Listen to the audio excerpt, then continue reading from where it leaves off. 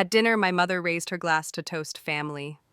My father smiled like a man with nothing to hide. My sister barely looked up from her phone. And under the table, my daughter slipped me a note that said, "Call 911." I thought we were here for a quiet weekend at the family cabin. I thought I was being a good mom, showing up, staying close. What I didn't know was that my own family had locked my daughter away, drugged her tea, and tried to steal the inheritance her great-uncle left for her. This isn't just another story. This is one of those family betrayal stories that reminds you, sometimes the people who raise you are the ones you need to escape. I wasn't supposed to be there when he died. I wasn't blood, I wasn't family. Hell, I wasn't even technically on the payroll anymore. But I stayed. Stayed because walking away from a man who once taught me how to ride a horse one-handed while holding coffee in the other, that didn't sit right. His name was Charles Whitmore, owner of nearly 200 acres of golden Montana grassland, a man who could recite Steinbeck and skin a rabbit in the same breath. And for 4 years, I was the one who brushed his hair, made his soup, scheduled his meds, and made sure he always had fresh coffee by the window. His favorite spot, the one that caught the sunset just right. His family, though? They treated me like wallpaper. Not cruel, not loud, just invisible. After I divorced Tyler, Charles's grandson, I figured that was the end of the Whitmore chapter. But Charles, he called me the week after court. Said, "I'm not done with you, Harper. You're the only one around here who asks me how I actually feel." So I came back. Not as daughter-in-law, not as staff, just someone who gave a damn. I visited twice a week at first, then every day, especially when the cancer came back. His sons rarely visited. His daughter sent a Christmas card, once. And Tyler, my ex? He got remarried to a woman who posted more selfies than Charles had cows. The only one who stayed, really stayed, was me. And he noticed. Even when his hands started shaking, even when the pain made his voice brittle, he still found a way to say thank you. Sometimes it was just a nod, sometimes just a squeeze of the hand, but I knew. The last few weeks, he barely left his room. I made soup, read aloud, sat in silence mostly. Silence is sacred at the end, you know? The night he passed, I was the only one there. He looked at me, really looked at me, and whispered, "You made this place home again." Then he closed his eyes. And I sat there holding his hand for a long, long time, because I couldn't bear to be the first to let go. 2 days later, the Whitmores gathered like vultures. Polished boots, smiles too wide, hugs that smelled like obligation. At the funeral, they didn't mention me. Didn't ask where I sat, didn't nod my way. I poured coffee, passed tissues, said nothing. Because I wasn't family. I was just the help. Or so they thought. But what they didn't know, what none of them even thought to imagine, was that Charles Whitmore had written one final letter. And that letter had my name on it. It was a Tuesday, sky overcast, church half full, and not one single chair had my name on it. I arrived early, sat in the last pew, corner seat closest to the aisle. Nobody greeted me, nobody asked if I was okay. I wasn't surprised. The Whitmores had always been good at pretending I didn't exist unless they needed something. A refill, a ride, a favor that wouldn't be remembered long enough to say thank you. They made a scene, of course. Tyler's new wife wore black silk like she was auditioning for grief. Charles's son, the one who once told me to mind my place, delivered a eulogy about legacy and family values. And the daughter, oh, she cried, loudly, wiped tears with a monogrammed handkerchief like she was starring in her own personal drama. They hadn't visited in months, but now, they clutched each other like they'd lost the center of their world. It was all so rehearsed. What they didn't say, what they couldn't, was that Charles spent his final days in a sun-faded recliner, holding my hand while I read him the newspaper. That when the pain meds kicked in and time got slippery, he called me by name, Harper, sweetheart, not by title. That when he slept peacefully, because someone was still there. That someone wasn't them. Still, I didn't speak. Not when they cut in front of me at the reception line. Not when Tyler introduced his wife as the woman Charles adored. Not when his cousin leaned in and whispered, "You showed up after the divorce? Bold." I just smiled. Because women like me are trained to smile through insult, through erasure, especially when it comes dressed in pearls and southern charm. After the service, they gathered in the family home, the one they hadn't stepped foot in since the renovations. I wasn't invited. But Charles's lawyer had called that morning, said he had something for me, said Mr. Whitmore left instructions, private ones. So I came. I knocked on the big red door, the one with the brass handle that never quite fit right. And when Tyler opened it, he blinked like I was a ghost. "Harper? I'm here to see the attorney." He didn't move, just stood there, like he'd never expected me to knock on a door they thought I no longer had the right to touch. When I walked into that house, I didn't sit. Didn't take the cup of lukewarm coffee someone offered out of pity. I just stood there, back straight, heart pounding, waiting. And then he arrived, Mr. Roland Gray, Whitmore family attorney for 3 decades. Pressed suit, weathered face, no nonsense. He greeted me with a quiet nod. "Harper, we'll begin shortly. You'll want to hear this." And that was the first moment the room went quiet. They thought they were the heirs. They thought I was just the help. But that afternoon, in that too-bright living room filled with fake sympathy and wine glasses, that's when it all started to unravel. We gathered in the den, a room meant for whiskey, wood panels, and whispered decisions. The Whitmores took their places like royalty, shoulders back, chins up, fake grief folded neatly into designer suits. I stayed standing, partly because no one offered me a chair, mostly because I didn't want one. Tyler stood near the fireplace, arms slung casually around his new wife like they owned the air in the room. His father leaned forward, tapping the side of his glass like he was waiting for a toast. And the daughter, Marianne, always the one with sharp eyes and sharper tongue, sat cross-legged on the leather sofa, already bored. Nobody looked at me, not really. Just once, Tyler's mother whispered loud enough for me to hear, "This is a legal matter, why is she here?" Then came Mr. Gray. He opened the briefcase with the kind of precision that makes people uncomfortable, like something sacred was about to be disturbed. He cleared his throat, no drama, no apology. "This is the last will and testament of Charles Whitmore." He began reading. At first, it was what they expected. A few small bequests. The antique rifle collection to Tyler, the ceramic dogs to Marianne, some vague mention of a trust for any minor descendants. Polite nods, small smirks, all going according to plan. And then Mr. Gray turned the page, folded his glasses slightly, and paused. That kind of pause that thickens the air. To Harper May Ellison, every eye turned. "I leave full ownership of the Whitmore Ranch, including the primary residence, all acreage, assets, livestock, and associated trust funds as outlined in Schedule C." Silence. Then Tyler coughed. His father leaned forward. "I'm sorry, did you say ownership?" Mr. Gray didn't flinch. "Yes, effective immediately. Transfer of deed has already been recorded with the county." I didn't smile, didn't blink. Because I knew what that moment cost him to arrange. Charles never talked big about loyalty, he just lived it. And that ranch, that land he worked with his bare hands, he wanted it to go to someone who understood what it meant to stay. Tyler's mom gasped. Marianne stood up so fast her drink tipped. "This is a joke."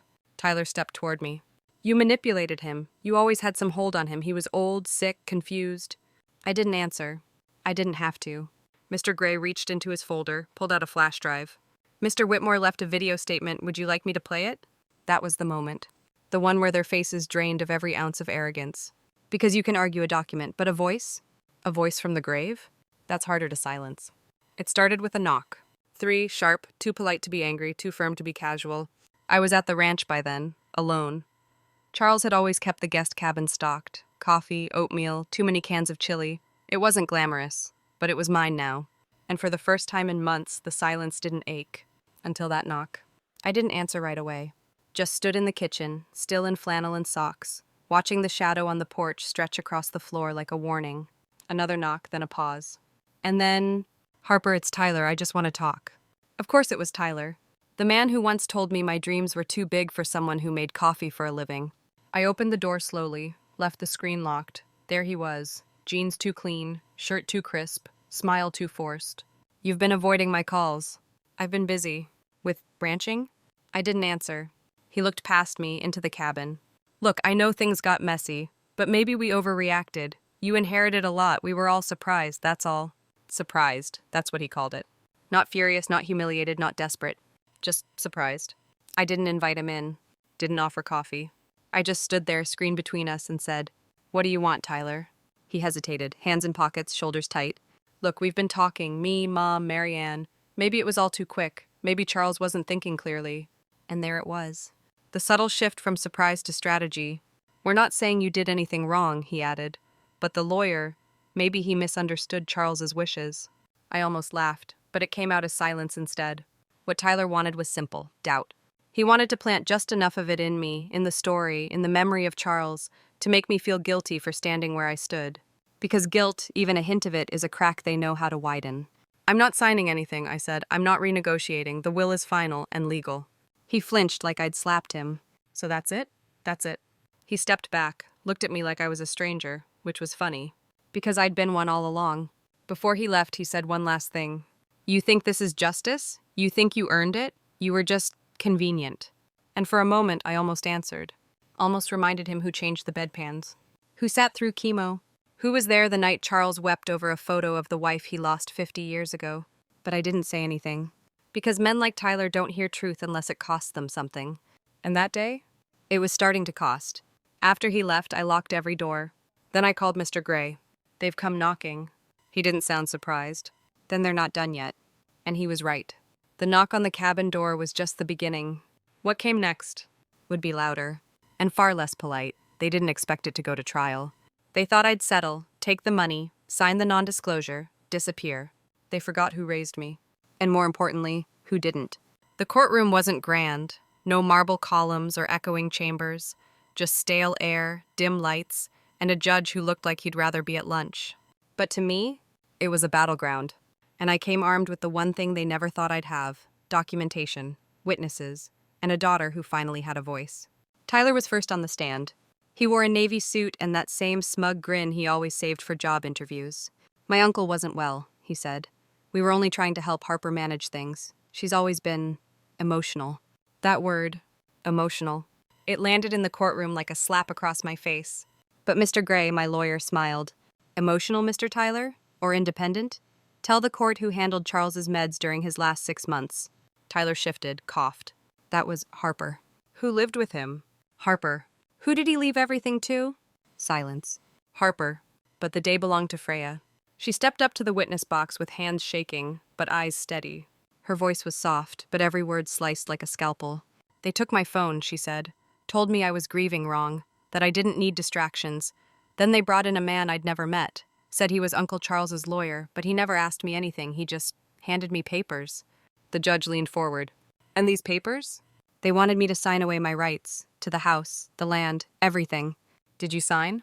No. Why not? Because I finally remembered who I was and who he was. You could hear the rustle of jackets, the click of pens. Even the court reporter paused longer between lines. Then Mr. Gray pulled out the final document. A letter, handwritten by Charles, dated 2 weeks before his death. It wasn't addressed to me. It was addressed to the court. If you're reading this, he wrote, it means the people I once called family are trying to undo what love built in my final years. Please honor my wishes. I leave everything to Harper, not because she asked, but because she never did. When the judge ruled in our favor, I didn't cheer, didn't cry, just closed my eyes and let the silence settle. Because that's what peace sounds like, when you've lived too long without it. The estate was upheld, the false claims dismissed, the family publicly humiliated. But they weren't done. No. For people like them, the loss of control is the deepest wound of all. And in that wound, they would plant something darker. But they forgot one thing. I don't flinch anymore. I thought the trial was the end. That once the verdict was read, justice served, the healing would begin. I was wrong.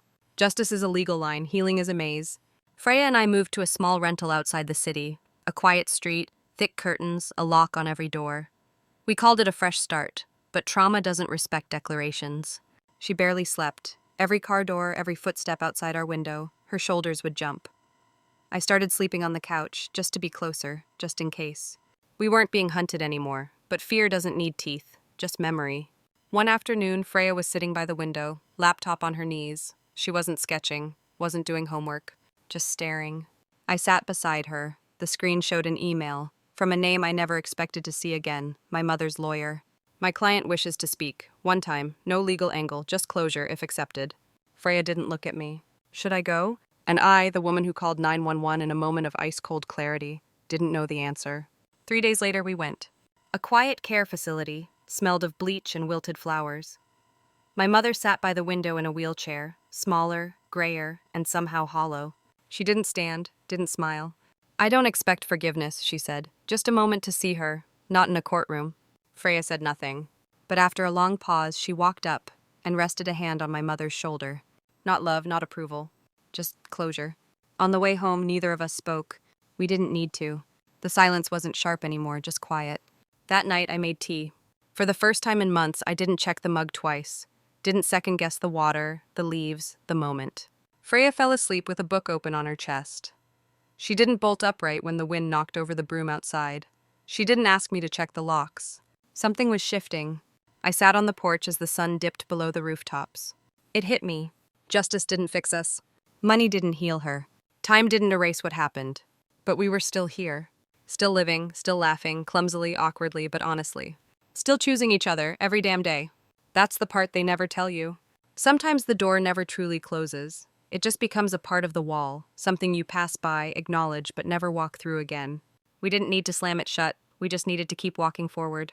And we did. Sometimes betrayal doesn't come from enemies. It comes from the people who once tucked you in at night, from the smiles that felt safe until they weren't.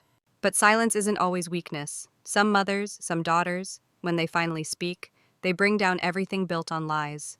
If something inside you ever whispered that something felt wrong, maybe it wasn't paranoia. Maybe it was your truth trying to survive. Thank you for watching until the very end. If you believe in courage, in calling out the quiet wrongs, then subscribe to Revenge Saga, where we tell family betrayal stories that are raw, real, and impossible to ignore.